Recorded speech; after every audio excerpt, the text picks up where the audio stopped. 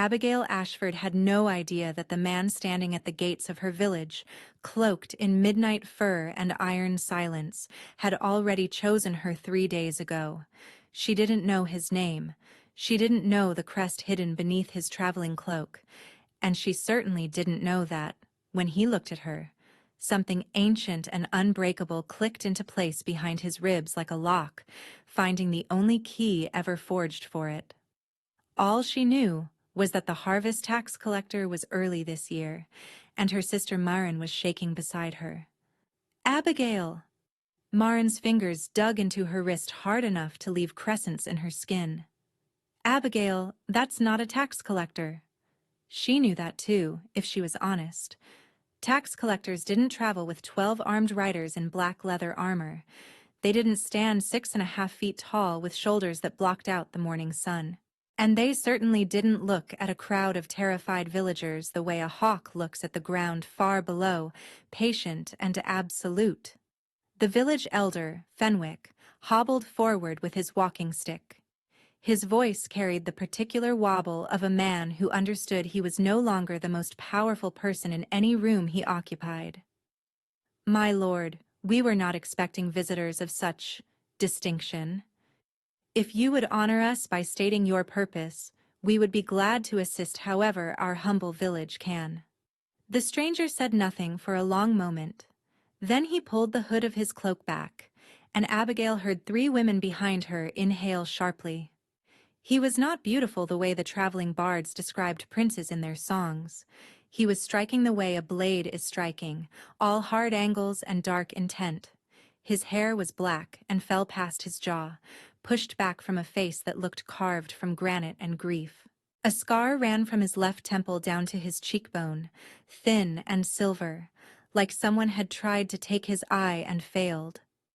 His own eyes were the pale, impossible gray of a winter sky just before a storm, and they swept the gathered villagers with a calm, methodical attention that made Abigail's stomach drop.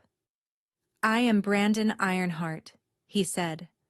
His voice was low and unhurried, the kind of voice that had never needed to shout to command absolute obedience. "Alpha King of the Northern Territories." The silence that followed was so complete that Abigail could hear the chickens scratching in the dirt behind the bakery. "Alpha King." The words moved through the crowd like a physical force. People stepped back. Mothers pulled children behind their skirts. Fenwick's walking stick slipped, and he caught himself with a jerk. The Alpha King of the Northern Territories had not visited the outer villages in over a decade. His father had been a conqueror, his grandfather a tyrant. The stories that reached their little valley were wrapped in fear and awe in equal measure. Tales of a man who had united warring wolf clans through sheer force of will, who had executed traitors at his own table, who had never taken a mate because no one had been found worthy. And he was here, in their village, standing in the mud outside the farrier's shop like he'd come to buy horseshoes. "I'm here," Brandon Ironheart continued, "because 3 days ago, a convoy of my supplies was attacked on the eastern road. The bandits were tracked to the forest bordering this village." His gaze swept the crowd once more.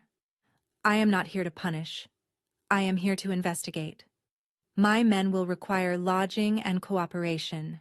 In return, your village will receive my protection and compensation for the disruption." Abigail released a breath she hadn't realized she was holding. Not a raid, not a conscription, just lodging. She could handle that.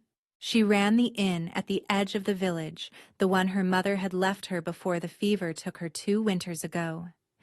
It was small and leaking in 3 places, and the stairs creaked loud enough to wake the dead. But it had beds and a fireplace and a kitchen that still smelled like her mother's bread if Abigail closed her eyes and tried hard enough. Fenwick was already nodding, bowing, gesturing toward the village with sweeping, desperate hospitality. "Of course, my lord, of course. We have the inn. We have spare rooms. We have anything you need." The Alpha King's gaze stopped moving. It landed on Abigail like a physical weight, heavy and warm and utterly immovable.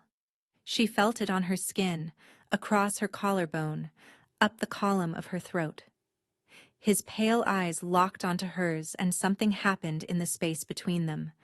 Something she couldn't name but felt in every nerve ending she possessed. A tug, low in her chest, like a thread she didn't know existed had just been pulled taut. She stood straighter without meaning to. He held her gaze for 2 full heartbeats, then looked away, and the absence of his attention felt like stepping out of sunlight into shade. "The inn," he said to Fenwick, though his voice had changed, barely, just a fraction softer at the edges. "I'll take the inn." The first night was chaos. Abigail hauled extra blankets from the storage cellar, scrubbed the main room until her knuckles were raw, and cooked enough stew to feed an army, which, she supposed, she was literally doing. Brandon's men were surprisingly well-mannered.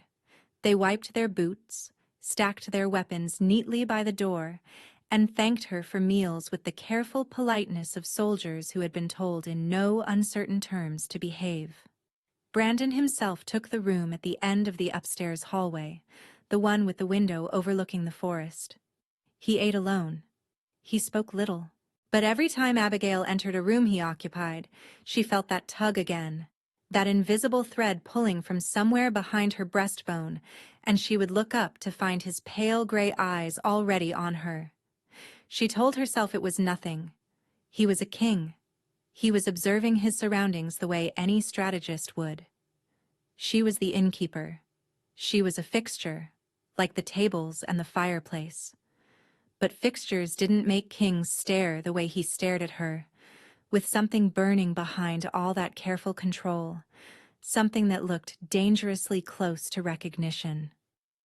On the second night, Marin came to the inn in her best dress with her golden hair brushed until it shone like spun honey. Marin was the beauty of the family. Everyone knew it. Everyone had always known it. Where Abigail was sharp angles and calloused hands and a jaw set permanently against the next hardship, Marin was soft curves and wide blue eyes and the kind of smile that made men walk into walls. "I brought bread," Marin announced, holding up a basket that was clearly an excuse. Her eyes were scanning the room for the Alpha King with the focus of a woman on a mission.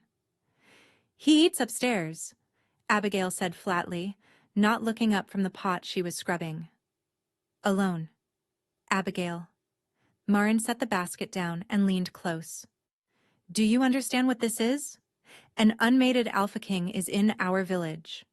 Our village. This doesn't happen. This is a once-in-a-lifetime chance for someone." "For someone," Abigail repeated. "Meaning you." Marin had the grace to blush, but she didn't deny it. "I'm just saying, a connection to the crown would save this whole family. It would save the village." Abigail's hands stilled in the water. She thought of the leaking roof, the tax debt, the way the healer had looked at her last week and said the words bone-deep exhaustion as if it were a diagnosis and not simply Abigail's entire existence. "Then go bring him the bread," she said quietly. Marin went. She came back 20 minutes later looking confused and slightly offended. He said thank you and closed the door. Abigail didn't smile, but something small and warm flickered in her chest before she smothered it. On the third morning, everything changed. Abigail was in the cellar hauling a sack of grain when the stairs above her groaned, and the Alpha King descended into the dim, cool space as if he'd been looking for her. She straightened so fast she nearly cracked her head on a low beam. "My lord," she managed, brushing flour from her apron. "Do you need something? I can send one of the boys to fetch whatever—" "You run this inn alone." It wasn't a question. "I have help," she said carefully. "Tam comes in the mornings, and old Bess does the linens when her back allows." "But essentially alone." "Essentially? Yes." He studied her the way he had studied the crowd that first day, methodical and thorough. Except now there was no crowd. There was just her, in a cellar that smelled like root vegetables and dust, with flour on her cheek and her braid coming undone. "You haven't slept," he said. She blinked. I'm sorry? Since we arrived. You've been working through the nights to accommodate us. You haven't slept more than 2 or 3 hours. The fact that he'd noticed sent a jolt through her that she didn't understand. There's a lot to do. There is. He took a step closer, and the cellar felt suddenly very small. Which is why I'm reassigning 2 of my men to assist you for the duration of our stay. They'll handle the heavy labor, the firewood, the water. Non-negotiable, he added, before she could open her mouth to protest. Abigail closed her mouth, opened it again. That's not necessary. It's not a request. Something sparked in her, the same stubborn fire that had kept her alive through 2 winters alone, through debt collectors and broken bones and grief so heavy she couldn't breathe. I know you don't need it. His voice dropped, and the roughness in it made the hair on her arms rise. That's not why I'm doing it. He held her gaze for a long, charged moment. The tug in her chest pulled so hard she swayed, and his eyes tracked the movement, his jaw tightening as if he'd felt it too. Then he turned and went back up the stairs, and Abigail stood in the cellar with her heart slamming against her ribs and the inexplicable, terrifying sense that she had just been claimed by something she didn't yet understand. The investigation into the bandit attacks took days. Brandon's men scouted the forest, questioned travelers, mapped supply routes. Brandon himself was gone most daylight hours, returning at dusk with mud on his boots and tension in his shoulders that Abigail could feel from across the room like heat from a forge. She learned his patterns, the way he rolled his neck when he was frustrated, the way his fingers drummed the table when he was thinking, the way his expression shuddered completely when one of his men delivered bad news, becoming a mask of stone that revealed nothing except through the slight flare of his nostrils and the way his hand curled slowly into a fist. She learned that he liked his tea without honey, that he read reports by lamplight until well past midnight, that he checked the locks on every door and window of the inn himself before retiring, and that when he passed her room, his footsteps slowed. She learned that he was not the monster the stories painted, and he learned her. She didn't realize how much until that afternoon Fenwick came to the inn with a proposition. The village council had met. They had discussed the extraordinary opportunity of having the Alpha King in their midst. And they had decided, with the eager, calculating wisdom of desperate men, that a marriage offer should be extended. Marin's name was put forward. Beautiful, gentle, politically advantageous Marin. Abigail stood behind the bar with a rag in her hand and listened to Fenwick present the idea to Brandon in the main room, her sister standing beside the elder in a gown of pale blue, her cheeks flushed and her eyes downcast in the picture of modest femininity. Brandon was seated at the corner table, his long legs stretched out, his expression absolutely unreadable. He listened to Fenwick's entire speech without interrupting. When the elder finished, the silence stretched like a held breath. "No," Brandon said. Fenwick sputtered. "My lord, if I may, Marin is widely regarded as the finest young woman in the region. Her temperament is gentle, her beauty exceptional, and her family line." I said no. The finality in his voice could have cracked stone. Fenwick shrank back. Marin's flush deepened, but to her credit, she lifted her chin and showed no other sign of hurt. Abigail should have felt relief, or sympathy for her sister, or nothing at all, because this had nothing to do with her.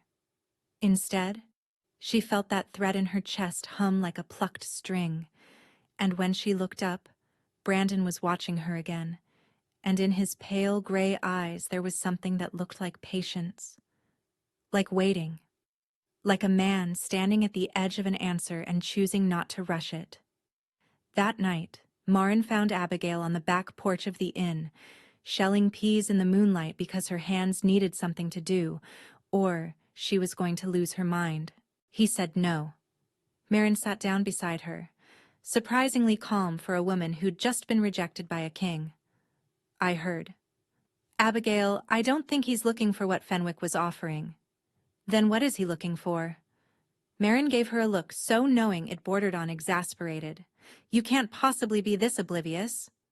The pea pod in Abigail's hand snapped. Don't. He watches you. He assigned his own soldiers to help you. He checks your doors at night. Abigail. Stop. The word came out harder than she intended, edged with something raw. Men like him don't choose women like me. That's not how the world works. That's not how anything works. Marin was quiet for a moment. Maybe the world is wrong? Abigail said nothing. The moonlight caught the silver in the tree line, and somewhere in the forest, something howled, long and low and searching. 2 days later, the bandits made their move. Not against a supply convoy this time, but against the village itself. They came at dawn, 20 strong, armed with short swords, and the desperate fury of men who knew an Alpha King's attention meant their operation was finished. If they couldn't hide, they would burn, and they would take as much as they could with them. Abigail woke to screaming and the smell of smoke. She threw herself out of bed, pulled on boots over bare feet, and ran downstairs to find the main room already emptied, Brandon's men deployed with the terrifying efficiency of a machine built for exactly this purpose. Through the window, she could see figures moving between buildings, the orange glow of fire reflected on steel. And standing in the center of the road, completely still while chaos erupted around him, was Brandon. He had shifted halfway, which she'd never seen anyone do before. His hands were clawed, his eyes blazing with a light that wasn't entirely human, and the power rolling off him was visible in the way the air itself seemed to ripple and bend. 2 bandits lay at his feet, unconscious, and the others were being rounded up by his soldiers with ruthless precision. But one of them had broken through. Abigail saw him at the last second, a gaunt, wiry man coming around the side of the inn with a blade in his hand and madness in his eyes, heading straight for the cellar door that Abigail had left open when she'd stored the grain the night before. He wasn't going for Brandon. He was going for the inn, for the structure, for whoever was inside. Abigail didn't think. She grabbed the iron poker from the fireplace and went out the back door. He was faster than she expected.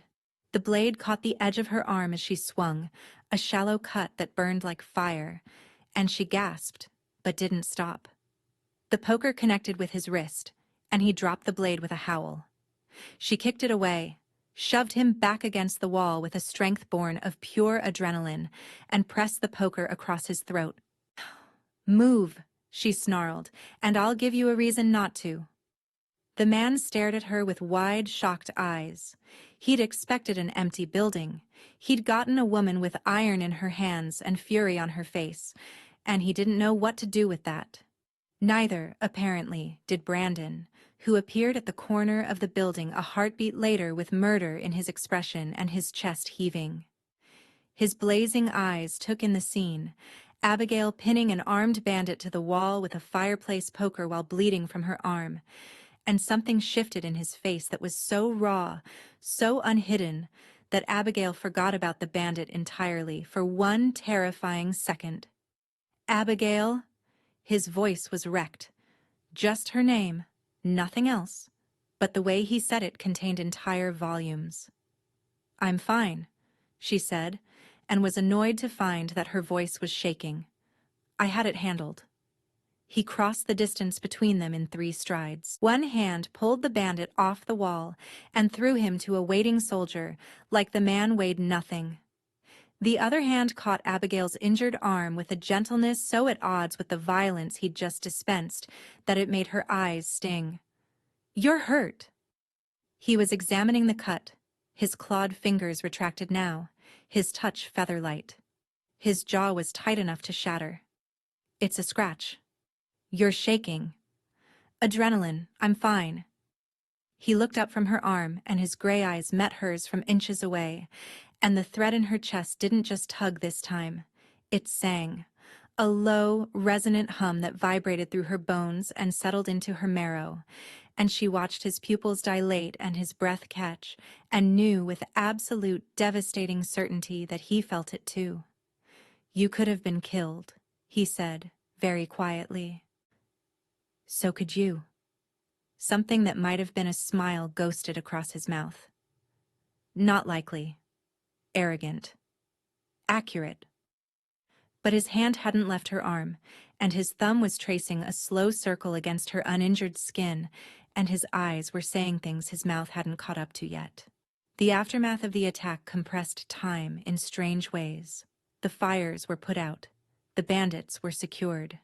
2 villagers had minor injuries, none serious.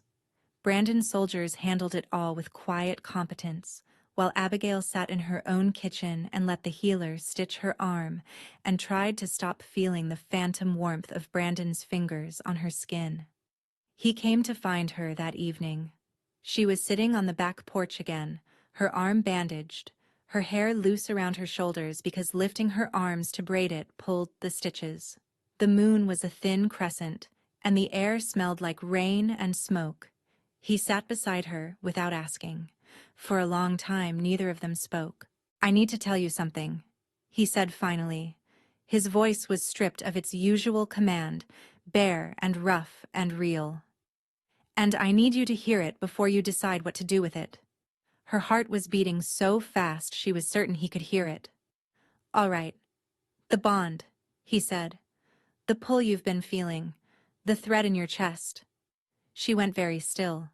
"How did you—" "Because I feel it too. I've felt it since the moment I saw you standing in that crowd, covered in road dust with your jaw set like you were ready to fight a king if you had to." His voice broke slightly on the last words, and the sound of it cracked something open inside her. "You're my mate, Abigail. The bond recognized you. I recognized you." The world tilted. She gripped the edge of the porch with her good hand and stared at him, and the moonlight turned his scar silver and his eyes luminous, and she wanted to run, and she wanted to stay, and she wanted to press her face into the curve of his neck and breathe him in until she couldn't remember what loneliness felt like. "That's why you came here," she whispered. "Not the bandits." "The bandits were real, but I felt the bond pull 3 days before I arrived. I followed it. It led me here. To you." She swallowed hard. "Fenwick offered you Marin." "I know. She's beautiful. She's kind. She's everything a king should want." Brandon turned to face her fully, and the intensity in his expression stole the breath from her lungs. "I don't want beautiful and kind. I want the woman who runs an inn alone and refuses to sleep and fights armed men with a fireplace poker. I want the woman who works until her hands crack and never once asks for help. I want you.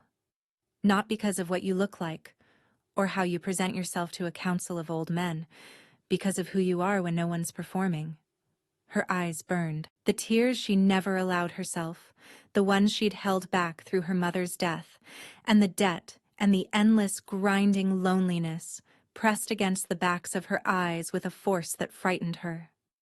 "You don't know me," she managed. "I know you haven't let anyone take care of you in years.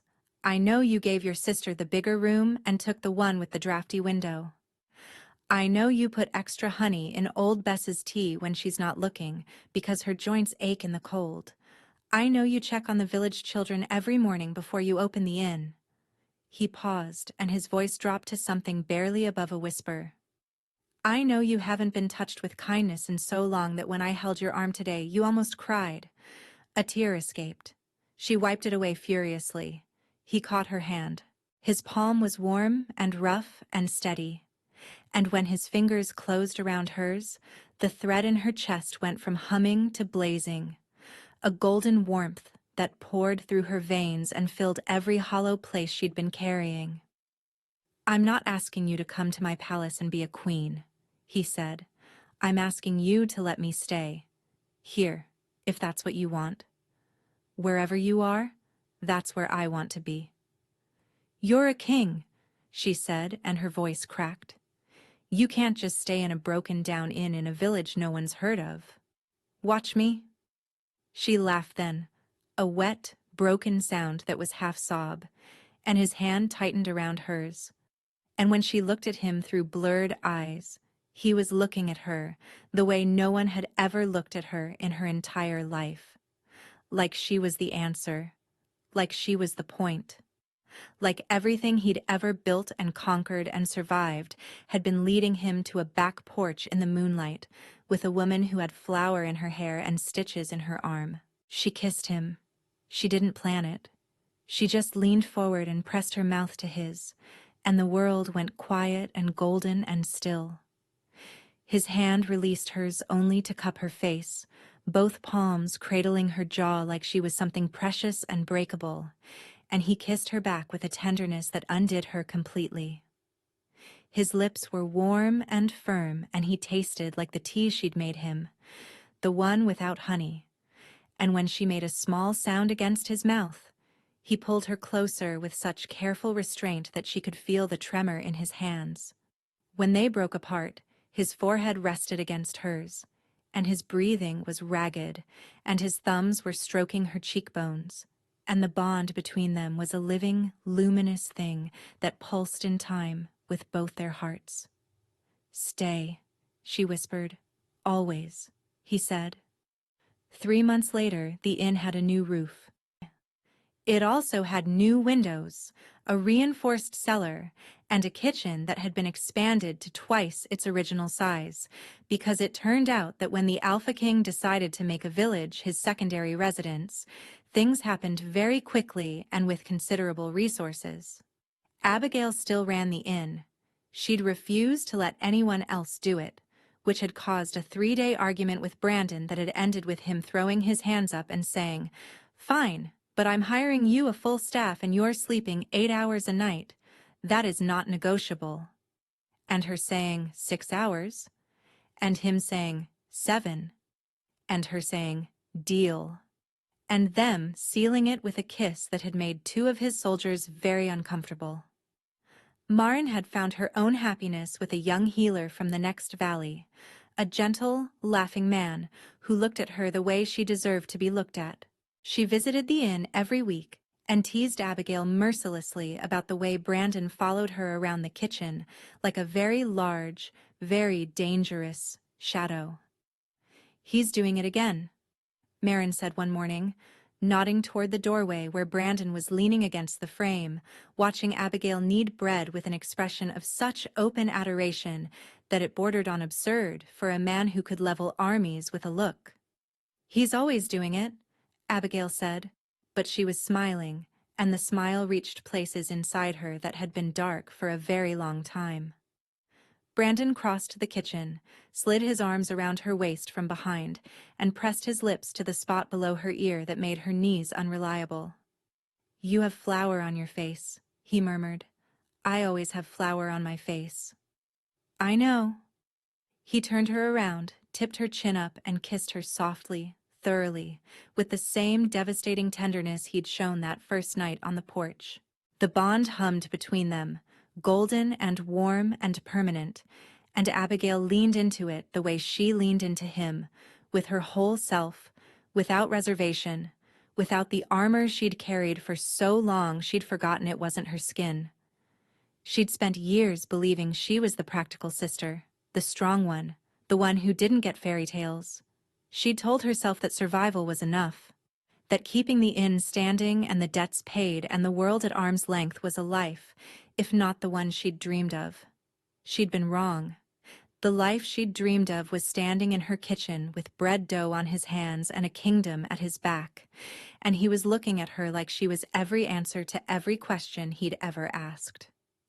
"I love you," she said, because she could say it now, easily, like breathing, like something she'd always known but had been afraid to speak aloud. Brandon's arms tightened around her. His eyes, that impossible winter gray, went soft in the way that only she ever saw, the tenderness he kept locked away from everyone else and gave to her like a gift he'd been saving his whole life. "I love you," he said back. "I loved you when you were shelling peas in the moonlight. I loved you when you fought a man twice your size with a fireplace poker. I loved you when you told me you were fine and your hands were shaking. He pressed his forehead to hers.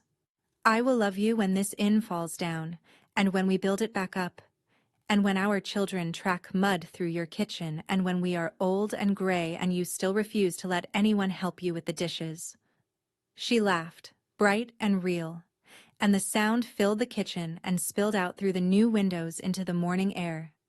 And somewhere in the village, someone heard it and smiled, because Abigail Ashford was laughing, and that meant the world was a little more right than it had been before. Outside, the sun